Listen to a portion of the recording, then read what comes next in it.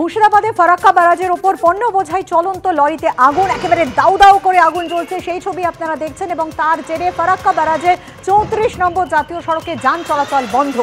ব্যারাজের ওপর দিয়ে ট্রেন চলাচলও বন্ধ রয়েছে।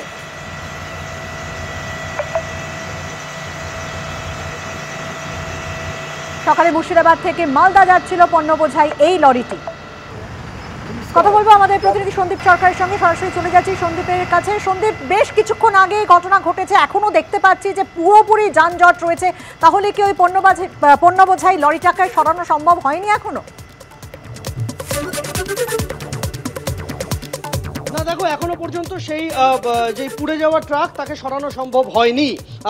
তার কারণ হচ্ছে যে ওই সুবিশাল ভারী ট্রাকটিকে সরাতে গেলে ক্রেনের সাহায্যে তাকে ব্যারাজের কোনো একটি প্রান্তে নিয়ে যেতে হবে, কিন্তু রাস্তার যা অবস্থা রয়েছে এই মুহূর্তে তুমি দেখতে পাবে যে শয়ে শয়ে গাড়ি, সেগুলি পণ্যবাহী ট্রাক, দূরপাল্লার বাস, সাধারণ অটো এবং সাধারণ গাড়ি সমস্ত পরপর দাঁড়িয়ে রয়েছে।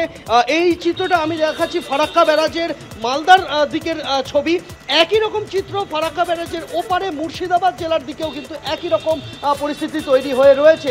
কয়েক কিলোমিটার লম্বা গাড়ির লাইন হয়ে গিয়েছে রাস্তার দুদিকেই।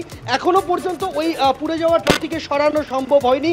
আগুন নেভানো গিয়েছে বলে এখনো পর্যন্ত দমকল সূত্রে খবর, কিন্তু ট্রাকটিকে সরাতে গেলে ভারী ক্রেনের সাহায্যে তাকে ব্রিজের কোনো একটা প্রান্তে নিয়ে যেতে হবে, তা এখনো পর্যন্ত করে ওঠা সম্ভব হয়নি। প্রশাসনের তরফ থেকে বলা হচ্ছে আরো কম করে আধা ঘন্টা সময় লাগবে, 30 মিনিট সময় লাগবে। তারপরে কতক্ষণে এই জাতীয় সড়ক যান চলাচল আবার স্বাভাবিক হবে তা কিন্তু এখনই বলা যাচ্ছে না। ধন্যবাদ সন্দীপ।